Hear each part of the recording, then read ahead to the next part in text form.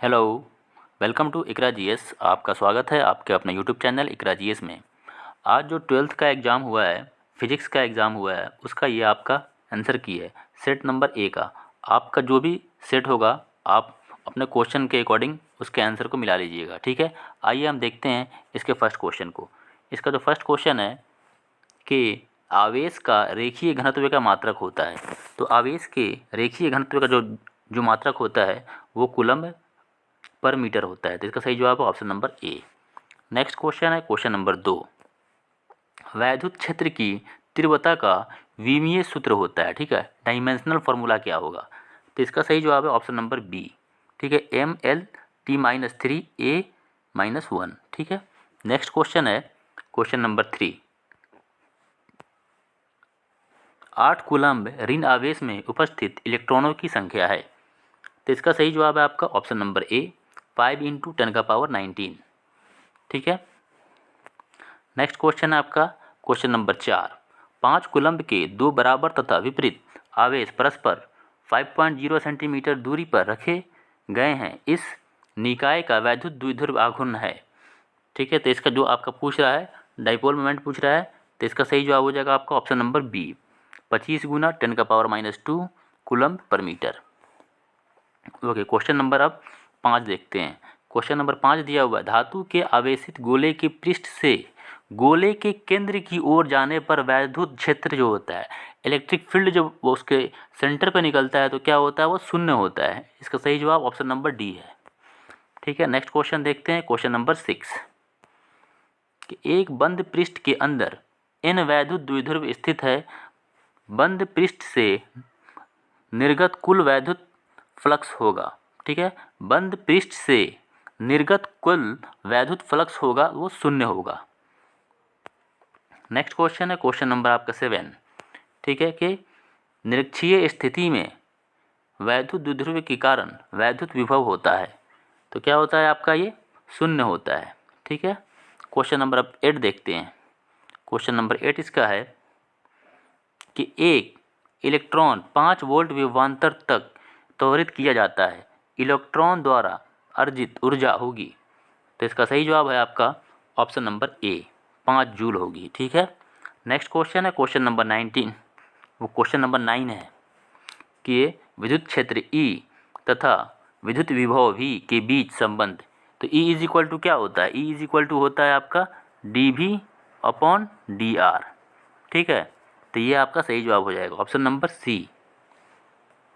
Next question है question number 10। r दूरी पर रखे दो वैद्युत द्विध्रुव से बने निकाय की वैद्युत स्थिति ऊर्जा अनुक्रमणपाती होती है। तो इसका सही जवाब है आपका ऑप्शन नंबर बी है, r⁻³ के। Question number 11।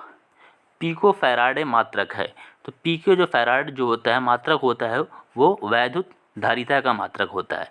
इलेक्ट्रिक कैपेसिटी का मात्रक जो होता है वो फैराड होता है, ठीक। नेक्स्ट क्वेश्चन है क्वेश्चन नंबर 12। किसी संधारित्र की धारिता निर्भर नहीं करती है। तो किस पे निर्भर नहीं करती है? ऑप्शंस दिए हुए हैं इसके, प्लेटों की आकृति पर, प्लेटों के आकार पर और प्लेटों के बीच अंतराल पर। ये तीनों पे निर्भर मतलब करती है, ठीक है। और इसमें पूछ रहा है क्वेश्चन में नहीं करती है, तो इसका सही जवाब है ऑप्शन नंबर सी, प्लेटों के आवेश पर निर्भर नहीं करती है। क्वेश्चन नंबर 13 है, एक गोलीय चालक की धारिता 1.0 माइक्रोफैराड है, उसकी त्रिज्या क्या होगी? तो जो उसकी त्रिज्या होगी वो 9 किलोमीटर होगा, ठीक है। क्वेश्चन नंबर आपका यहाँ से हो जाएगा आपका 14, 13 के बाद 14। क्वेश्चन नंबर यहाँ पे 14 है आपका कि किसी धातु का परावैद्युतांक होता है। तो इसका सही जवाब है ऑप्शन नंबर डी, ठीक है, अनंत होता है, ठीक। डाई इलेक्ट्रिक कॉन्स्टेंट किसी भी मेटल का होता है, डाई इलेक्ट्रिक कॉन्स्टेंट इन्फिनिटी होता है, ठीक है। नेक्स्ट क्वेश्चन है क्वेश्चन नंबर 15। निम्नलिखित में से कौन एक संधारित्र द्वारा अवरुद्ध है? तो इसका सही जवाब है option number B, DC। Question number 16 है, 40 वाट तथा 60 वाट के दो बल्ब 220 वोल्ट स्रोत से जोड़े जाते हैं, उनके प्रतिरोध में अनुपात होगा।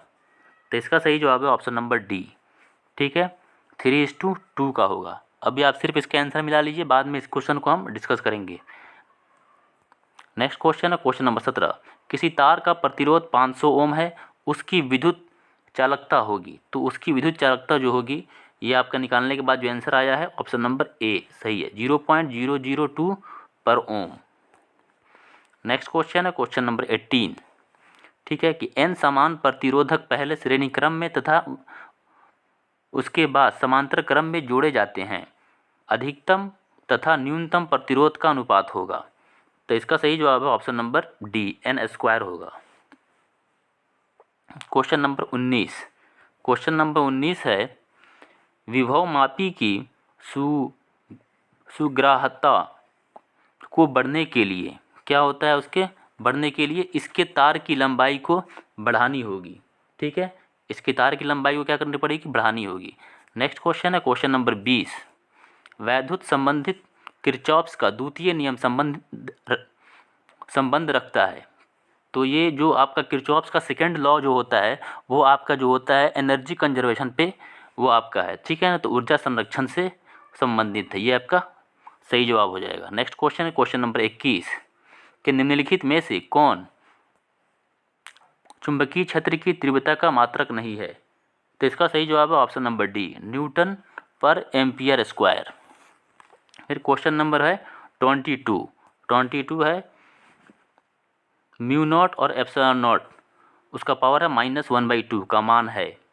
तो इसका सही जवाब है ऑप्शन नंबर ए, 3 × 10⁸ सेंटीमीटर पर सेकेंड। क्वेश्चन नंबर हो जाएगा 23 का हो जाएगा आपका, एक समान चुंबकीय क्षेत्र बी में बल रेखाओं के समांतर एक इलेक्ट्रॉन जिसका आवेश ई है, वेग v से चलता है, इलेक्ट्रॉनों पर लगने वाला बल है। तो इसका सही जवाब है आपका option number C, 0। Next question है क्वेश्चन नंबर 24, समान दिशा में समान वेग से गतिमान इलेक्ट्रॉन किरण पुंज की प्रकृति होगी। तो इसकी क्या प्रकृति होगी, आपकी अपसारी प्रकृति होगी। क्वेश्चन नंबर 25 का चुंबकीय क्षेत्र बी में स्थित m चुंबकीय आघूर्ण वाले धारापाश द्वारा अनुभूत बल आघूर्ण टॉ का मान होता है। तो इसका सही जवाब हो जाएगा option number A. Question number 26, स्वप्रेरकत्व का SI मात्रक क्या होता है। तो इसका सही जवाब है ऑप्शन नंबर डी, हेनरी होता है। ठीक है, इसको हम लोग ये कहेंगे, मतलब इंग्लिश में कहते हैं इसको सेल्फ इंडक्शन। ठीक है, तो इसका मात्रक जो होता है हेनरी होता है, SI मात्रक। क्वेश्चन नंबर 27, धातु के बने किसी गोलक की चुंबकीय क्षेत्र में दोलन करने पर उसकी दोलन गति होती है। तो उसकी जो दोलन गति होती है वो अवमंदित होती है, मतलब डैम्पिंग होती है। क्वेश्चन नंबर 28, डायनामो के कार्य का सिद्धांत आधारित है। तो इसका होगा सही जवाब आपका विद्युत चुंबकीय प्रेरण पे। ठीक है, इलेक्ट्रोमैग्नेटिक इंडक्शन पे ये आपका डायनामो वर्क करता है। क्वेश्चन नंबर 29, एक बंद चालक के निकट एक चुंबक स्थित है, चालक में धारा उत्पन्न की जा सकती है यदि। तो इसका आपका सही जवाब हो जाएगा ऑप्शन नंबर डी, चुंबक और चालक के बीच आपेक्षिक गति हो।